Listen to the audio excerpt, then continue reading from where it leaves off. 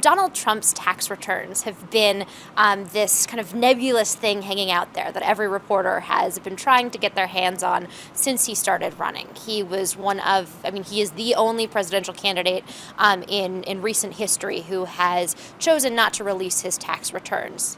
Therefore, it was a thing that everyone was looking for. David K. Johnston is a financial reporter, a Pulitzer Prize winner, who says that he found a copy, just 2 pages, of Trump's 2005 tax returns in his mailbox. He decided to release them on The Rachel Maddow Show on MSNBC, which is where we first saw these 2 pages of tax returns.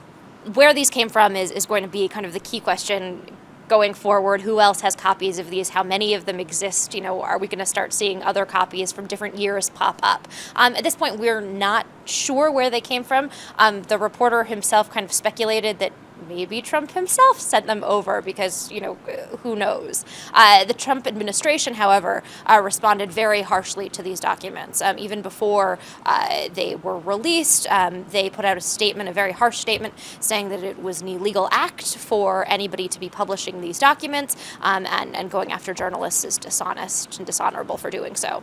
The documents, keep in mind, it's only 2 pages worth, but they tell us that Trump made about $150 million in 2005.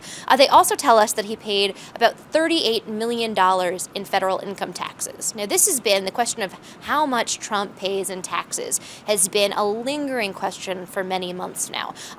There are a lot of speculation about how much he was able to deduct in certain years, how much he was able to declare in losses and real estate depreciation that might have been able to offset the amount of money that he owed. Trump has said that the reason he chose not to release his tax returns was because he was under federal audit. Now, we've spoken to tax experts, to IRS officials who say that no, he's still allowed to release these documents.